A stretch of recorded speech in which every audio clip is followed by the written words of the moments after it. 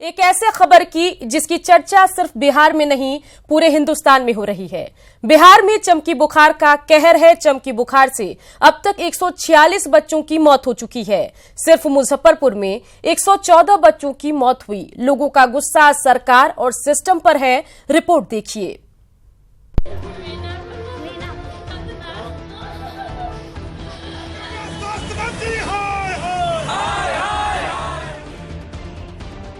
मुजफ्फरपुर में एईएस से सैकड़ों बच्चों की मौत के बाद जवाबदेही की बात की जा रही है। लोग एक सुर से सरकार को जिम्मेदार ठहरा रहे हैं। सबका मानना है कि सरकारी तंत्र संजीदा होता तो शायद इतने मासूम काल के गाल में न जाते। लेकिन इन सवालों के साथ ही बिहार की राजनीति में विपक्ष की भूमिका पर भी प्रश्न चिन्ह लग रहा है। आखिर विपक्ष इन मुद्दों को लेकर गंभीर क्यों नहीं दिख रहा? हाँ, इतना जरूर है कि मामला बढ़ता देख कांग्रेस और फिर आरजेडी का प्रतिनिधि मंडल मुजफ्फरपुर पहुंचा, लेकिन सक्रियता उतनी नहीं दिखी। अब तो सत्ता पक्ष भी विपक्ष पर ही सवाल खड़े कर रहा है। एक जिम्मेवार प्रतिपक्ष के तौर पर तो निश्चित तौर पर जन भावनाओं के साथ खड़ा होना चाहिए और वहां अगर कहीं उनकी भूमिका बन सकती थी तो उसे जरूर उन्हें ढूंढना चाहिए। चूक गए, निश्चित तौर पर उनसे बड़ी चूक हुई। वैसे इस मुद्दे पर सवाल खड़ा करना तक विपक्ष को रास नहीं आ रहा। हाँ, पूछे जाने पर अपनी लापरवाही की बात को खारिज जरूर करते हैं। जानकार भी मानते हैं कि मुजफ्फरपुर मामले में विपक्ष चूक गया है। मौत हो रही है, ये एक बीमारी है। इसका निदान विपक्ष नहीं ढूंढेगा, यह सत्ता का काम है। लेकिन तरह तरह के सवाल उठाए जाते हैं, कहाँ गायब हो गए, क्या हो गया। तो ये जो चीजें हैं ना, ये बड़ा बेकार है। और विपक्ष नहीं चुका है।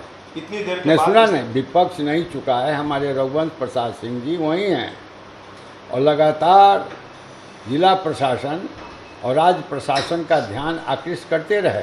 समझने की जरूरत है कि कैसे विपक्ष भी इस पर अपना भूमिका नहीं निभा पा रहा है सही मायने में। अगर यदि ये पुराना मामला है, पहले से अगर यदि इस मामले को इसको देखा जाता तो आज यह दिन देखने की नौबत नहीं आती। बहरहाल विपक्ष अपनी भूमिका को लेकर लाख दुहाई दे, लेकिन सच यही है कि सरकार से चूक हुई है तो विपक्ष भी अपनी जिम्मेदारियों को निभाने में असफल रहा है। न्यूज़ 18 के लिए पटना से संजय कुमार की रिपोर्ट। तो बिहार में एईएस से मौतों का सिलसिला नहीं थम रहा। अकेले मुजफ्फरपुर में 114 बच्चों की मौत हुई। अस्पताल में मातम पसरा हुआ है। अस्पताल में लगातार परिजनों की चीख पुकार की आवाज सुनाई दे रही है।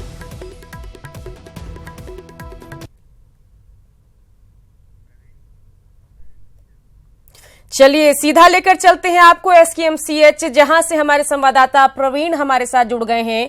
प्रवीण, मौत के आंकड़े लगातार बढ़ते जा रहे हैं और इन सब के बीच सरकार सोई है। एक बार मुख्यमंत्री ने जाकर वहां पर समीक्षा की, उसके बाद कुछ बात उनकी तरफ से नहीं आई और अब खबरें हैं कि हवाई सर्वेक्षण करेंगे। लेकिन इन सब के बीच एसकेएमसीएच की अगर हम बात करें तो ना बुनियादी सुविधाएं मिल पा रही है, ना हालात सुधर रहे हैं।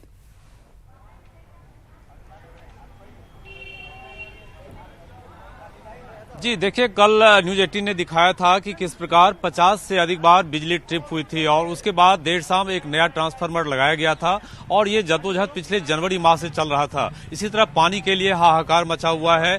एसकेएमसीएच में जो भी लोग आते हैं वो यहाँ की गंदगी की चर्चा करना नहीं भूलते हैं। देखिए, साफ तौर पर ये बीमारी गाँव, गरीब और गंदगी से जुड़ी हुई है। ऐसे में जो एसकेएमसीएच परिसर है उसे तक साफ नहीं किया गया, तो साफ तौर पर कई सवाल हैं। लेकिन देखिए, मुख्यमंत्री के दौरे का कुछ असर दिखने भी लगा है। जो काम अप्रैल माह में होना था स्वास्थ्य विभाग और दूसरे विभागों के द्वारा, जो पहले से जिस प्रकार इलाज के लिए एक एसओपी बना हुआ है, उसी प्रकार सरकार के 6 विभागों के समन्वय से एक टीम बनी हुई है जो कोऑर्डिनेशन के साथ गांव से लेकर पूरे इलाके में ये कैंपेन चलाना था। वो अप्रैल माह में हर एक साल होता था, लेकिन इस बार चुनावी शोर में वो थमा था। लेकिन मुख्यमंत्री के आने के बाद अब एक कल से नई कवायद शुरू हुई है। हर एक प्रखंड प्रखंड मुख्यालय में 3 अलग से अधिकारियों का डेपुटेशन हुआ है। वो 28 जून तक उन इलाकों में कैंप करेंगे और प्रत्येक दिन उनके कामों की मॉनिटरिंग अब जिला से नहीं बल्कि प्रखंड स्तर पे होगी। साथ ही साथ जो पंपलेट बांटने का काम शुरू हुआ था वो बीच में रुका था, क्योंकि अप्रैल में जब पोलियो अभियान शुरू हुआ था उस समय ये पंपलेट्स दिए गए थे। फिर नए सिरे से 6.5 लाख पंपलेट्स बांटे गए हैं। इसके अलावा 5,59,000 ORS बांटने की बात की जा रही है। लेकिन सबसे बड़ा सवाल है कि अब भी मौसम की मेहरबानी पर ही मासूमों की जिंदगी है। देखिए, कल शाम से मौसम ने थोड़ी करवट ली है, हालांकि अब भी उमस बरकरार है, लेकिन देर शाम से यहाँ बादल लगे हुए हैं और आज सुबह भी बादल छाया ही हुआ है। लेकिन जो मौसम पूसा के मौसम वैज्ञानिकों का पूर्वानुमान है उसके मुताबिक 22 से 23 तक उत्तर बिहार के कुछ इलाकों में छिटपुट बारिश हो सकती है। तो साफ तौर पर अगले 2 दिनों तक आप मासूमों की जिंदगी मौसमों डॉक्टरों नहीं बल्कि आप कह सकते हैं मौसम पर निर्भर है। देखिए, एक चीज जो मैं जिक्र कर रहा हूं, जो न्यूज 18 ने रात में एक स्टोरी फाइल की थी कि किस प्रकार जो स्पेशल एम्बुलेंस की तैनाती की गई है, जो AES के बच्चों को लाने के लिए स्पेशली है, उसमें सबको ढोया जा रहा है। यानी सबके वाहनों का प्रयोग नहीं करके जिस मरीजों को बच्चों को लाने के लिए स्पेशल एम्बुलेंस की तैनाती है वो की जा रही है। तो मैनेजमेंट स्तर पर जो मैकेनिज्म है उसके एग्जीक्यूशन में कई प्रकार की खामियां हैं। और देखिए, ये सालों से चला आ रहा सितम है, लेकिन जो प्रशासन है, जो स्वास्थ्य विभाग है, इसको सीरियसली नहीं लेता है और रूटीन तौर पर काम में लगा रहता है। लेकिन फिलहाल 4 नए मरीज आज सुबह से भर्ती हुए हैं और ये जो मौत का आंकड़ा है, कल हमने देखा था कि 22 नए मरीज आए थे और 5 की मौतें हुई थी। तो फिलहाल जो डेथ का आंकड़ा है वो नहीं बढ़ा है, 114 जो प्रशासनिक डाटा है उस पर रुका हुआ है। हालांकि गैर सरकारी स्तर पर ये आंकड़े कई गुना अधिक हैं। लेकिन फिलहाल स्वास्थ्य विभाग के साथ साथ जो जिला प्रशासन की टीम है गांव में कैंप कर रही है, प्रखंड में कैंप करके गांव में पंपलेट्स बांटने का काम हो रहा है और कोशिश की जा रही है जो गोल्डन आवर है, जो 4 घंटे का गोल्डन आवर माना जाता है कि किस प्रकार जब बच्चे पहली दफा बेहोश होते हैं, चमकी से ग्रसित होते हैं, तो 4 घंटे के अंदर जो उन्हें PSC में लाना है उसकी कवायद अब जाके शुरू हुई है।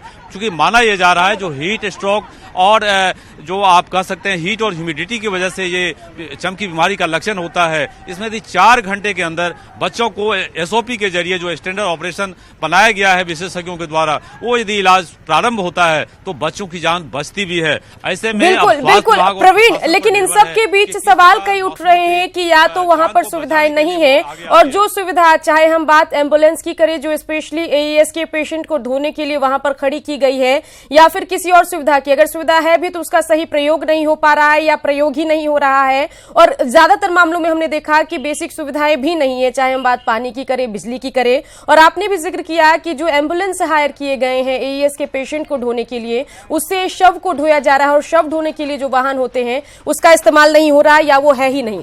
तो क्या कुछ स्थिति है इस बारे में? सरकार के किसी मंत्री या किसी जो भी लोग वहां पर पहुंच रहे हैं उनसे आपकी बातचीत हो रही है? क्योंकि नीतीश कुमार जो अपने आप को सुशांत बाबू के नाम से लगातार बिहार में फेमस किए हुए थे, अपने स्लोगन बनवा रहे थे, लग रहा है कि अपने स्लोगन की जगह अगर उन्होंने चमकी बुखार के लिए स्लोगन बनाए होते तो शायद उसका कुछ फायदा हुआ होता।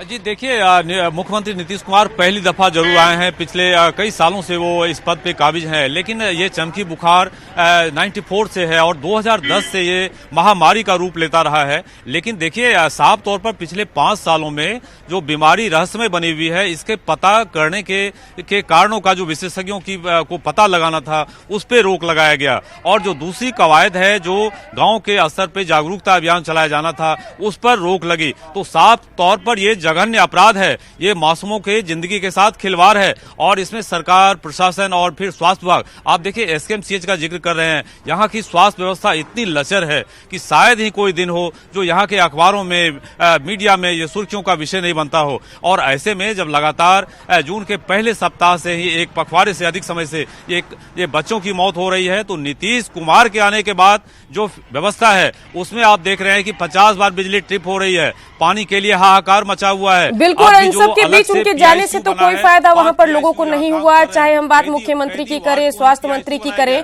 अब हवाई सर्वेक्षण का क्या कुछ फायदा होगा? क्या नीतीश कुमार के हवाई सर्वेक्षण के बाद शायद बारिश हो जाए, ऐसी उम्मीद नीतीश कुमार कर रहे होंगे? क्योंकि जनता को यहां उनके किसी भी एक्टिविटी से न पहुंचने से कोई फायदा हुआ और अब देखना होगा कि हवाई सर्वेक्षण से क्या वो आम लोगों को फायदा दे पाते हैं। प्रवीण, तमाम जानकारी के लिए आपका शुक्रिया।